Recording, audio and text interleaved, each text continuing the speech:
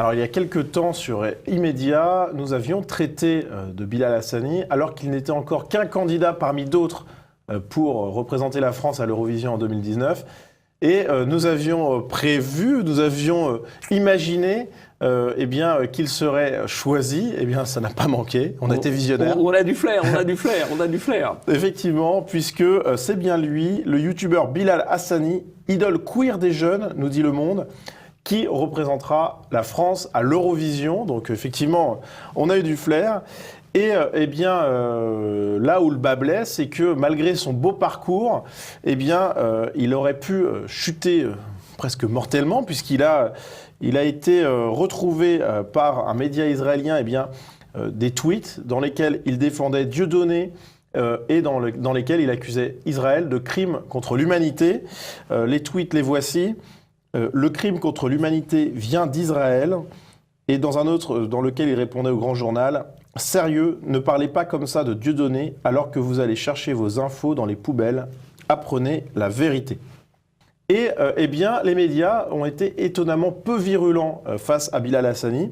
On l'a entendu se justifier notamment face à Cyril Hanouna, qui n'a pas cherché à aller beaucoup plus loin que ce que lui racontait Bilal Hassani. On l'écoute.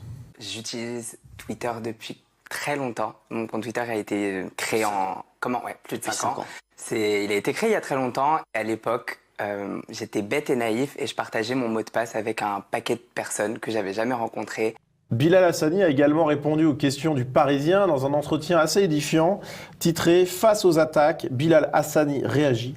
Laissez-moi tranquille, laissez-moi vivre ». Et on note dans cet entretien l'emploi d'un vocabulaire très orienté, tout d'abord dans le chapeau affecté par les multiples attaques dont il fait l'objet. Le jeune artiste répond aux polémiques. Et un autre terme utilisé, c'est la gorge nouée que Bilal Hassani s'est confié ce dimanche aux Parisiens. Donc dans cet entretien, après que Bilal Hassani ait expliqué que les tweets n'étaient pas de lui, la journaliste n'essaye même pas de creuser sur cette question-là et lui pose immédiatement une question très orientée. Est-ce que ça veut dire que pour certains, un garçon d'origine marocaine homosexuel comme vous ne peut pas représenter la France ? Une question très orientée. Qui est l'œuvre d'une journaliste au Parisien ? Qui est-elle ? Il s'agit de Marie Poussel, qui semble, sur les réseaux sociaux, Twitter notamment, tout simplement être une fan de Bilal Hassani. On le voit avec ses tweets dans lesquels elle apporte son soutien, ses félicitations à Bilal Hassani avant son entretien avec le représentant de la France à l'Eurovision. On comprend donc mieux la douceur de cet entretien et ces questions un peu orientées. Alors, Jean-Yves, sur ce traitement médiatique plutôt clément, qu'en pensez ? C'est pas du tout un obstacle d'être homosexuel d'origine marocaine pour aller représenter, entre guillemets, la France à l'Eurovision, puisque c'est précisément pour ça qu'il a été choisi. Puisque, c'est un jeune youtubeur, on me rend plutôt sympathique, mais ce qui fait qu'il a été choisi et promu par les médias, c'est précisément qu'il a le double avantage à leurs yeux d'être d'origine marocaine et d'être homosexuel. C'est formidable, j'allais dire. Il porte des perruques en plus. Il porte une perruque en plus, il coche presque toutes les cases. Alors, on lui en veut pas. Alors, il a le droit, au fond, il a le droit d'aimer Dieudonné, ou il a le droit de pas aimer Israël. Après tout, c'est son droit. Mais à d'autres, on ne le pardonnerait pas. À d'autres, on ne le pardonnerait pas. À lui, on lui trouve des excuses, on accepte des excuses à 2 balles, du genre, j'avais donné mon mot de passe à tout le monde, etc. Tiens, les gens... C'est peut-être vrai, oui. Enfin, bon. Les gens licenciés par Amazon auraient dû dire qu'ils avaient donné leur mot de passe Facebook à d'autres, non ? C'est curieux. Eux, ça n'a pas marché. Ça n'a pas marché, voilà. Ah oui, c'est 2 poids, 2 mesures, toujours. Donc, ce qui est intéressant à noter aussi, c'est le soutien discret du Figaro, qui donne dans Figaro Vox la parole à Céline Pina, sur Facebook, donc ce journal théoriquement ancré à droite, présente ainsi l'article. Pour l'essayiste Céline Pina, il faut arrêter d'exiger du jeune candidat à l'Eurovision qu'il colle au personnage politiquement correct qu'on attend de lui. Et le titre sur les publications Facebook est le suivant. « Laissons Bilal Hassani aller au bout de ses rêves, il n'a rien fait de mal ». Donc on est sur un traitement qui est là encore très complaisant venant du Figaro.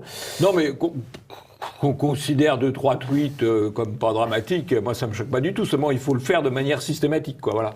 Pour tout le monde. Ou alors les considérer dramatiques pour personne. Ou c'est dramatique pour tout le monde, ou c'est dramatique pour personne. Voilà, il faudrait être un peu équitable. Alors, ce qu'il est intéressant de faire aussi dans cette affaire, bien, c'est le parallèle avec deux autres personnalités médiatiques portées par les médias pendant un temps, Mehdi Meklat et Ménel, la candidate de The Voice voilée, qui avait provoqué la polémique en publiant sur les réseaux sociaux des publications dans lesquelles elle remettait en cause la version officielle, notamment concernant les attentats. Du 11 septembre, notamment. Oui, de plusieurs attentats différents. Et Mehdi Meklat, qui, dans des dizaines et des dizaines de tweets haineux et clairement très violents, avait lui aussi été épinglé. Et Mehdi Meklat, en tout cas, avait reçu encore dernièrement, le soutien, ou en tout cas le droit de demander pardon dans les médias. Et là encore, on avait deux personnes qui étaient effectivement issues des minorités. Je crois qu'il y a une tendance des médias de promouvoir effectivement des gens issus, enfin ce que vous appelez les minorités, en l'occurrence c'est les minorités musulmanes, là, dans les 3 cas. Mehdi Meklat, j'en suis pas certain, mais en tout cas il est issu du Maghreb. Minorité, alors on va dire arabo-musulmane si on veut être plus juste. Il y a une volonté de les promouvoir. Bon, évidemment, le risque en les promouvant, c'est que ces gens-là, à un moment ou à un autre, aient tenu des propos plus ou moins discutables sur les attentats et plus ou moins discutables sur Israël. Donc ils ont du mal à trouver des gens venus de ces milieux-là qui veulent promouvoir au nom de la diversité, c'est-à-dire de la promotion de ce qui est étranger, pour parler français, et qui soient... alors, ils sont politiquement corrects sur pas mal de sujets, mais ils ont du mal à l'être sur tous, quoi, voilà.